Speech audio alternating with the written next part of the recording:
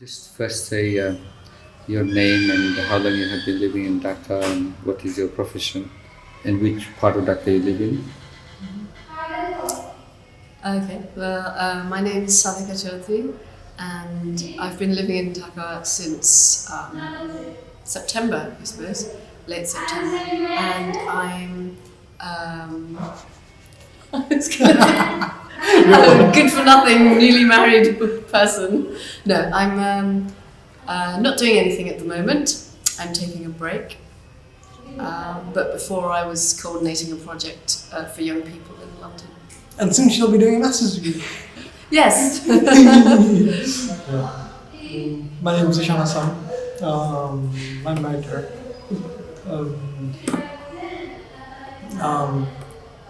My family's in the poultry business in Dhaka. Ultimately, where do you have farm in Dhaka or outside Dhaka? Most of our farms are in North Bengal. North Bengal, yeah. Yeah. And how many chickens do you have, or do you produce chicken or eggs? We actually produce chicks. Chickens, Yeah, we sell them. So we don't raise too many chickens ourselves. Mm-hmm. Oh, you produce small chicks and you sell them. You know, my father just started doing that, but he buys small chicks and makes them big and he sells them. Yeah. Yeah, that's So in he Shabar. But he started very small, but he hoped to make it sort of bigger. So how long have you been in this profession? Have you joined is that your family profession that you have joined? Well, my family's been in poultry since 1998. Mm-hmm. 5 years, 6 years.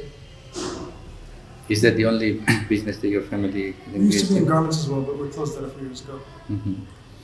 And you live in Dhanmondi. How long have you been living in Dhanmondi? We always lived here. You were born here? Yeah. This He was actually born next door. Really? There was in 71. There was a clinic next door In 71, with all the nothing, bombs and everything. nothing happening. else was open, so there was a clinic next door, gynecological clinic next door, so that's where we were.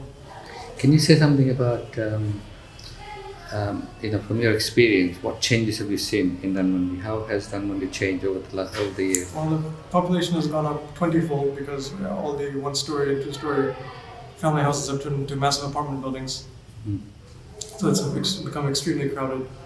It's full of, all the problems that brings: traffic jams, lack of water. Schools. Yeah. Lots of private schools in the area. So you have lots of children being dropped off and picked up at school. And for some reason nowadays, schools have decided to have school buses. So for 100 students, they literally have 100 cars coming in to drop people off. And there's lots of shopping malls as well. Yeah. There's plazas everywhere. So what kind of shopping malls or shopping centers did you have back in the 70s and 80s when you were growing up?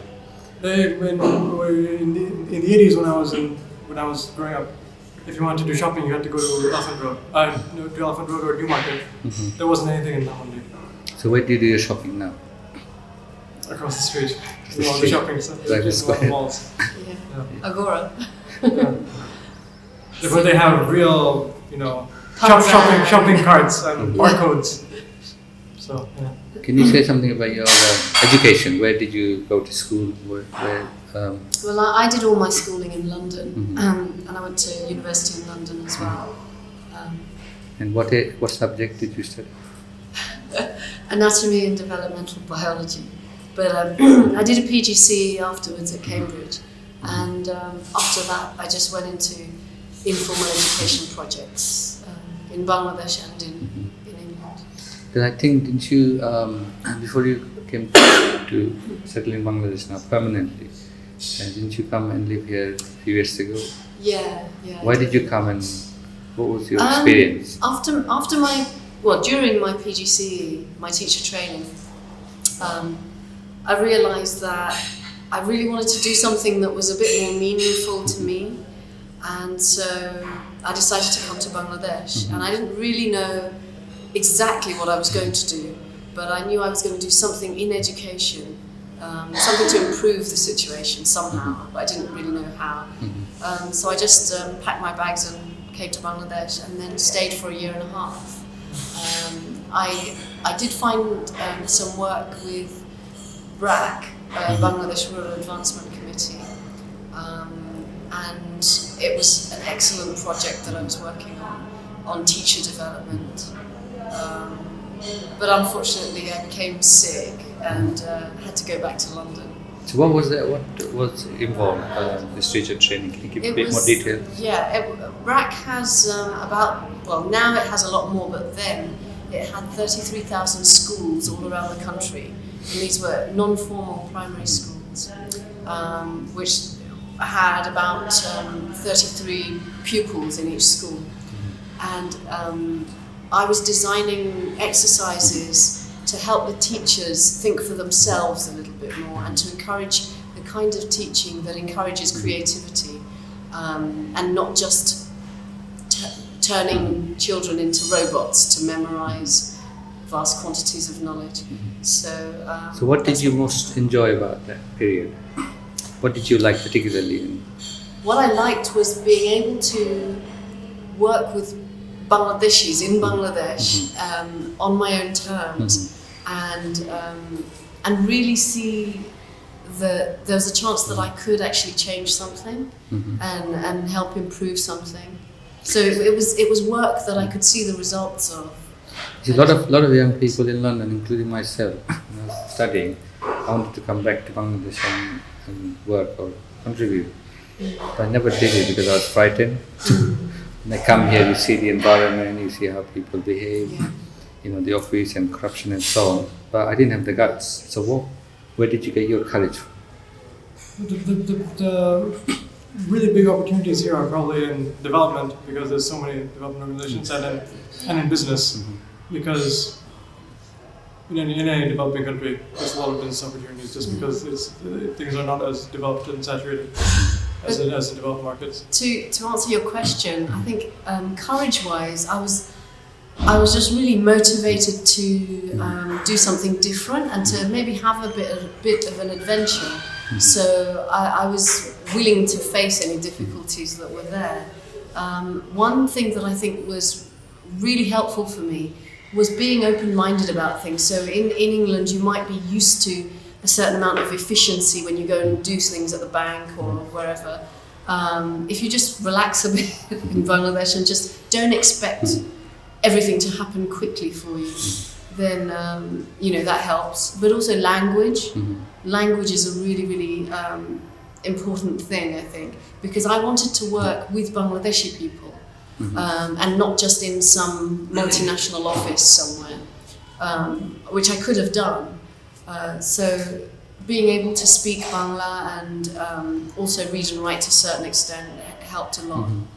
It really helped. So when was that? When did you come to Bangladesh? What that year? That was 1998. And you went back in 1999, 1999. Yeah. Okay. Can you say something about your education background? Where you studied, which schools you went to?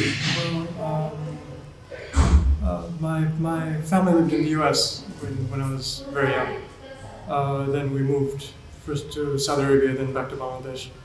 And then I was in school here until my O levels or so, and then I went to the US for college and graduate school.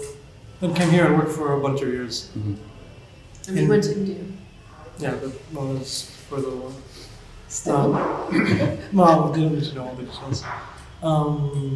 Yeah, so then back that's then. Interesting. So back then, when I was here earlier, I was working at a garment factory, and then about 2 years ago, I went to London to do another master's degree, and I just returned from that a few months ago. And how did you meet? Well, I was in London, but we actually met a few years ago. yeah, at a friend's wedding. Yeah, at a friend's wedding, and then that was it. Yeah, and then we were in touch now and again by email and whatever, but never really got to know each other until earlier last year. In fact, When I went to London. Yeah. So we, Zee being in London, we spent more time together, and then stuff happened, and and then we decided to get married. And because we had more really to do in Bangladesh than in London, I mean, the options were limited in terms of employment and stuff. It would just be the same old, you know. You didn't want to stay in London? No. I think it's a good choice. So I gave up my job, my family, everything. I think you're going to make great contribution to Bangladesh. Yeah. That's very Hopefully. important, because over there you're going to get stuck with the mortgage and high interest rates and pay for all the petrols. And Having lived my whole life in England, I think I've seen enough to know the possibilities and what might happen. So I was very happy to come to Bangladesh. And, you know, I was getting married to him. So. Okay, just to change the subject a bit. You know, in recent years we have seen the growth of private universities. I've been speaking to people from public universities and private universities, and also teachers. A lot of young students, you know, from some of the best private universities, they have a lot of confidence. I've interviewed them. They speak very good English, a lot of confidence. And they feel that they're, they're like on the top. You know? They will get the best jobs, and they already got jobs before they finish. So, what's the, in your view, what's the education? What do you think about public and private? What's the difference? To be honest with you, I think one of the key things is exactly that. It's the English language. It's the fact that they can speak English. It puts them ahead of the others in terms of getting the highest paid jobs here. Since basically all public education was moved from English medium to Bengali medium, almost 30 years ago now, there's fewer and fewer people who know English, and it's just a requirement of any good job now that you have to be fluent in English. So yeah, that's why people go to private universities, because they know they'll learn English and they know they'll get a better job. I think the other factor is also the disruption that occurs from politics. In public institutions, you'll often find that there's strikes or this and that happening, and so studies are very much disrupted. So whereas a master's should take a certain length of time, it will take twice that amount of time. What about educational quality? Because many people who teach in public universities, they say the quality of education, although they can speak English or they have exposure to like Western materials, their presentation, their communication skills, their understanding of marketing is better, but they don't have enough depth. They're not really educated. Any views on that? Well, the thing is, the unhappy truth is that the vast majority of people don't stay in their field, regardless, even in London, if you study literature or history or whatever it is, most people don't get a job in that field unless they pursue a PhD and wind up in academia. It's the same here. Yes, Dhaka, the public universities the students who actually get in there are much better students because it's a more rigorous selection process, whereas in private universities, it's usually just about how much money you can pay. But to some extent, it doesn't matter anymore, because even if it's hard to get into a public university, the skill set they're giving you is just not as valuable because people graduating from there don't know English. So to some extent it's irrelevant. Do you think, what I'm really worried about is in the future you're getting, like two groups of people educating and they don't know each other. There'll be that's not in the future, that's now. That's happened already. And it's not just at the university level; it's all through the education system. There's the sort of premium, elitist English medium institutions versus the cheaper, usually publicly funded Bengali medium institutions, and they attract completely different kinds of people who don't interact, and increasingly never will, because they don't interact at school, they don't interact at university, and they don't interact in the workplace. What about position of women, women's position, right? You hear, I went to a bank yesterday, I saw some women, Citibank in Motilal. There were 2 women, but Muslim men, but people say women are progressing in every field. They were pilots, they entered the army and so on. I saw revolution day before yesterday. I was in my village, and we have a madrasa in my village. It was started by my grandfather in 1927. It's a very conservative village. When I was there 2 days ago, I see in every classroom, nearly all the classrooms, there are women students in the madrasa, and the men student, women student. And they're not young children, they're 16, 17, 18-year-olds. And but women were in Dhaka. But I went in one class, actually a woman teacher was teaching Maulavi English. I've never seen them before inside a madrasa. And the woman didn't have her face covered. She'd have a scarf. So I'd just like to know a little bit about how the position and role and the the life of women been changing in Dhaka. Well, for working class women, the emergence of the garment industry 20 years ago completely changed things. Because before that, there wasn't any real large-scale employment of women. The garments industries are still the only major industrial employer of women, which is why now the garments industry is in trouble. A whole class of the female population is in real trouble because there's no other employment for them.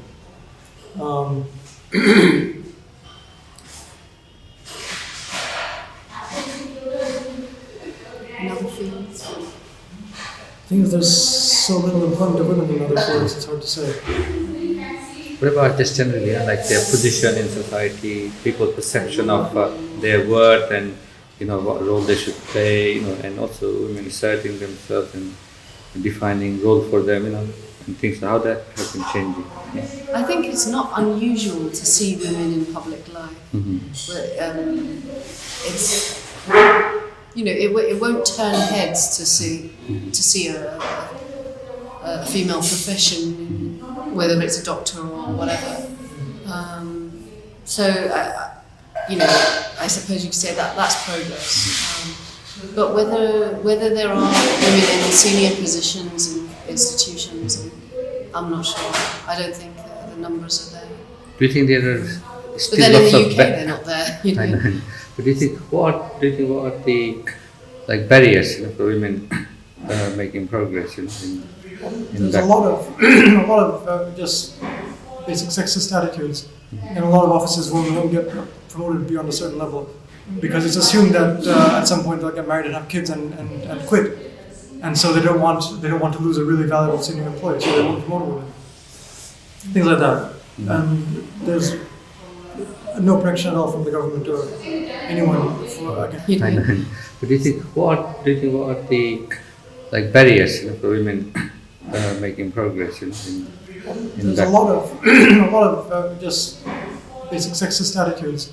In a lot of offices, women don't get promoted beyond a certain level because it's assumed that at some point they'll get married and have kids and quit, and so they don't want to lose a really valuable senior employee, so they won't promote women. Things like that. And there's no protection at all from the government or anyone against that kind of gender discrimination in the workplace. So. But do you think there are like signs, that things are getting better, for women in terms of, it's not only some women going into high position, it's like social attitude, because then the next generation we can expect more. Possibly. I think it's very hard to say. But one thing I did see in the paper today was that the Prime Minister promising if the current government are elected, that there'll be free education for females up to degree level. So I mean, that sort of thing may well tip the balance a bit. But it's difficult to say. If you're going to a government school, it already is almost free, so it's not a big change. What about, what do you like about that and what do you dislike about it? Cheap-hearted DVDs. Oh no. Yeah. And Movenpick ice cream. I like the fact that we're in Bangladesh. Yes. Yeah. Specifically I think about Dhaka has a Dhaka. vibe of its own. It's very lively. There's there's such a sense of life everywhere. Can you give us some details? Yeah, noisiness. Yeah, there's sounds and colours and smells, and there's very little isolation. You don't consider that as a pollution? Yeah, that's one way of looking. That's one way of looking at it. Definitely, it can get a bit much. It can get a bit much, but overall, I think from my perspective, it's a positive thing because living where I've lived in London is very quiet, very, quite dead really. So I quite like, and I think living in this house as well, we have enough quiet and space without having to be in the middle of it all. But just step out of the gate. It's unusual, isn't it? Apartment. Yeah. We still kept this like nice different. It's one of the few old family houses left in Hungary. Yeah. It was actually my grandfather's house. I think it's quite a mistake that people are making by creating too many apartment blocks. So many of them are lying empty as well. That's the thing. And they're not well designed. And I think coming on to what I dislike about Dhaka, it's the lack of implementation of planning rules, urban planning. Basically. Any kind of planning. Any kind of planning. Like Traffic when people, planning. it's not like the flyover that was recently built in Mohakali. It seems to have improved things somewhat, but was it really the best, option there? I'm not sure. The government just approved, I read in the paper, 20 kilometers of expressway. Right. I mean, why don't we? But we still don't have a metro train. That's what we really need. Just some way of getting off the roads, moving around without the roads. And what about parking for all these cars? That's there's no parking. There's no parking. There's no. And everyone blames everything on the rickshaws, but the rickshaws are providing a really valuable service. I think rickshaws should be encouraged. Really, things should become more pedestrianised and more suitable for rickshaws rather than cars. Really. The economy will grind and hold them. Sorry. What do you like about Dhaka and dislike? Apart from cheap DVDs. And Movenpick ice cream. Yeah, and apart from Movenpick. Good question. Well,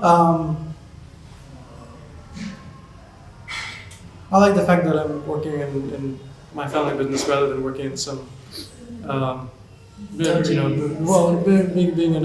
being an anonymous cog in the corporate machinery somewhere, which is what I'd be in the US or in London. So your business in North Bengal, so does it involve a lot of travel there? Well, we have. Do you go? It's. Why don't you We describe have it? we have farms and we have a manager on each farm, and a manager who manages all those managers in North Bengal. So still have to go occasionally, but not that frequently. Okay, well, what's your favorite area in Dhaka? It was Ramla Park, but now the whole thing is a massive construction site. So what's now favorite? I quite like Dhanmondi. I think I'm glad that I'm living here as opposed to any other area. Really. Why? Take the reason. It's got more character and it's an old residential area. And the lake's nice, although I don't use it much, but there's a really beautiful path around the lake. Yeah, you can actually walk, which is really good. I can actually jog every morning, along the lake. It's brilliant. Yeah, which in places like Gulshan, and you can't do that. The lake's not been developed in that way. Do you ever go to Old Dhaka? Do you know Old Dhaka at all? I used to go before I got married. I haven't been in ages. Our garment factory was near Old Dhaka, but that's the only reason I ever went there. We have some relatives and friends there. So. Which part of Old Dhaka? Shantinagar. Is that considered Old Dhaka? No. All right then. Our garment factory was in Harkala. That's Old Dhaka. Yeah. The Old Dhaka is it's further in. In Narinda, Shodorgarh. I went to see what's it called? What's it called? Ashura? Ashura. Theme park. No. Ashura. Yeah. Ashura, what's that? The Shiite. Shia mosque. Hosseini. When they whip themselves and cut themselves. Yeah. Where was that? Was it in Hosseini? That was in Old Dhaka. And it the procession kind of moved up past Newmarket, up to Newmarket, and then See, what I don't understand, if you go to most cities like in Prague or London, the seafront or the riverfront is where things happen, people, they cat. But people make joke about Shadurghat. Yeah, they say, "Upar ek pat bhitar Shadurghat." That means you are unsophisticated. Well, just chaos, just chaotic. That's what it is. It's just too crowded. But people don't seem to put the quality of life, as I define it anyway, first, Well, yeah, people can't do that themselves. The government there has to be some sort of regulation And to prevent everything from descending into chaos. Do you know anything about, say, Borakatra or Chotakatra? Not really. The oldest building in Dhaka, Borakatra, but it's decaying because government can't take possession too many. My mother actually teaches history of architecture. So she knows everything. Yeah, So I need to learn a bit more because yeah, you should have a chat with her. yeah, North Brook Hall and the Armenian Church. You've been there? Yeah, that's we've really been nice. there. I've been It's there. really great. And Tara must have been there. Yeah. That's kind of sinking into traffic these days. Which one? It's that lack of planning that doesn't bring these things out for people to see. Also, they're smashing. There are a lot of people, like some people when they were, going to rebuild, they were quickly covering things up. Archaeological stuff that were coming up. When they were trying to build foundation. Okay. So the next question is, what's your favorite food? What do you eat? Favorite food? I like all types of food. But she likes eggs. Cooked or boiled? That's why I married him. That's nice. So I get my supply of eggs. No, actually, I didn't know about the eggs thing. That was just a bonus. No, I just like. I suppose my favourite foods are just pat and different tarkari and stuff. Have you heard of Haji biryani? Yeah, but I'm not a big fan of biryani. It's a bit too oily. Haji biryani. Yeah, Should do it Haji biryani. Nah. Why? it's just a famous biryani. Oh, is it? Oh, right. Yeah, Small But, plate, but so big. I think I prefer khichdi to biryani. Khichdi. Yeah, khichdi and kasamaj. What about the Western foods coming? The restaurants. Do you go to restaurant quite a lot? Or? Now and again. Now and again. We've not been living together for very long, so But the restaurants in Dhaka are excellent, yeah. especially the Korean food, because there were so many Koreans in Dhaka for the garments industry. Korean food is really really good. But we do go out And the eat. Thai food. Okay. Enough Bangladeshis go to Thailand frequently enough that they know what good Thai food is. So the Thai food and the Korean food is very good here. Any favorite restaurant or where they have good food? You go? There's a Turkish place, Top Coffee, that has the best coffee. Real Turkish coffee is delicious. With sludge at the bottom. Actually, we were there 2 days ago. Yeah. Wait. Buffet, but said I didn't go hungry. Ah, And I could have had more food. It's very tasty. yeah. That's good. So what do you do, for leisure and entertainment? Because people say there's not many places, in Dhaka. What do you do? What do you do? We play badminton. We've still got enough space for In the badminton. front yard, yeah, which is So, fortunate. yeah. Meet up with friends, watch DVDs. Yeah, listen to music, surf the internet. Yeah, the same Checking sort of it stuff out. we would probably do in Yeah. London, really. The same. So we went to cover a fashion show. Do you go to any fashion shows and things like that? Now and again, we might go to. This week we're going to a jazz concert. Oh, okay. Yeah. Yeah. So Where is that? Where is that? in the Osmani Hall. It's organised by the Goethe Institute, I think. Which But city? it's The the German French, cultural center. German culture. All right. Center. Do you have any foreign friends, from different countries, neither Most, within Dhaka? I used to have. They've all moved out, but because a lot of people that come in, expats, have time-limited jobs, limited contracts. So they come for a year or 5 years even, or whatever, and then they leave.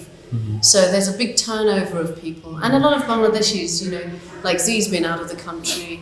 and now he's come back. So people are always coming and going. It's a very transient crowd. Yeah. Because at one point, half of my friends in Dhaka worked for UNDP, and now they're all in New York or Geneva or wherever. So most of my friends here are they've grown up in London and they've moved back for whatever reason. So. Do you think that more and more like foreigners are coming to Dhaka, or Probably, but An awful lot of foreigners come here on business or for the development business, yeah. which is very similar. But is there an coming here to increasing live, trend? I don't think too many people just come here because they Just think to it's live, a wonderful yeah. place. It's always related to their Mostly occupation. business or It's related to necessity. what about leisure? Foreigners coming here for that? You meet There's the almost odd no tourism. traveller who's problem, got a yeah. copy of The Lonely Planet. The thing is that in terms of historical sites and such, and They're not well you know, maintained. well, not maintained, and plus there's much less. We're a much smaller country than say India, and don't have the Himalayas like Nepal. So if the typical person who comes from Europe or the US to this part of the world on a 1 month vacation, They bypass. well, if But you sometimes they come. if you have only 1 month and you really want to see everything in India and everything in Nepal, You're not going to You- come to Bangladesh. you But won't some even be able to people- do it. So I you met some just won't come to travelers. I Bangladesh. met some travelers from Australia, New Zealand. They come to Bali. They go. Sometimes they miss the rest of Indonesia. They come to Kuala Lumpur. They train to Thailand, right? Then from Bangkok they go to Calcutta or somewhere. Bypass. Occasionally they come to Dhaka. They go to Shwadurghat, take rocket to Khulna, right. Benapur, then Calcutta. So it's basically all the things that are in The Lonely Planet, you know. Yeah. And that's- Actually, probably the one thing that might draw tourists here are, well, the two things are the old Buddhist ruins, just because there aren't too many of them in India, and Sundarban, because that's here, not in India. So, Sundarban, that type of like forest you can get in many other places. So you're getting a large number of tourists. I don't know. I think it's also a facility because in Calcutta they don't have much. They got Victoria Hall and they got this part. They got Chorangul Lane and all these others. They don't have many historical things, only relating to British period and subsequently. But Calcutta got millions of tourists. When I went to the thing Calcutta, is, it's about Japanese and all day, you see hundreds of tourists walking, backpackers. It's part of India. Yeah, but the thing is, it's a famous place because so many, so much stuff is based there. Okay, can you, just two more questions, right? There's been quite a bit of change taking place in the last few years. I've noticed a lot more confidence and dynamism among young people in Dhaka. That it's not a bad place, that something can happen. We can bring positive change. A lot of young people coming back from America and Far East and other places with new experience, new education and so on. So that's a change. Also, we see people with more Western type fashion, and also a lot of homegrown stuff like from Sri Lanka, Punjabi, new styles are being developed, new designers are coming up. Then you have these new shopping centers, been developed with Boshundaravan and high-rise buildings, apartments, development and so on. Can you say something about the change that is taking place? Maybe some positive and negative aspects of that change. A big change is just that there's much more money in Dhaka than there was before. A lot of that is just because of the real estate boom. Real estate prices have become so high that anybody who owned, an old house and sold it is a millionaire. So suddenly there are a lot, in the last 10, 20 years, there's suddenly a lot of millionaires, and with that there comes, affluence, with the resurgence of like a development of a lot of new fashion boutiques and things like that, which are responsible for new designs of shalwar kameez and such. And then the Western, just in the last 2 or 3 years, after September 11th, it's become the United States has become a much less attractive people for lots of Bangladeshis. So a lot of them have, instead of going to the United States, they're going to Canada or the UK or Australia, or they're coming back here. When they're going abroad to study and then actually coming back here. So that's also that's also creating somewhat of a more dynamic crowd here. And suddenly I know more people here than I have in the last 10 years, because lots of people who were living in the US have actually moved back. Yeah, that might have something to do with it. Do you want to say anything? Change? You're not aware of and you just come back. Well, I think it just follows on from that sense of life that I was talking about when I was here in '98. There was, and also because I was involved in the whole NGO sector, if you like. There was a real energy and a real belief that change is possible, and we have such a large population and therefore a young population. More people here than I have in the last 10 years, because lots of people who were living in the US have actually moved back. Yeah, that might have something to do with it. Do you want to say anything? Change? You're not aware of and you just come back. Well, I think it just follows on from that sense of life that I was talking about when I was here in '98. There was, and also because I was involved in the whole NGO sector, if you like. There was a real energy and a real belief that change is possible, and we have such a large population and therefore a young population as well. So there will be this energy. So it's not surprising, really, I think. And I think people are expressing themselves with things like fashion, and there's like new modelling agencies and things that there weren't before. So there seems to be a lot, and I think with the garments as well. I remember having a conversation with someone who was talking about that it's not just the production, but it's the design element that they wanted to bring in as well. So people would come here not just to make cheap clothes, but to have the things designed as well.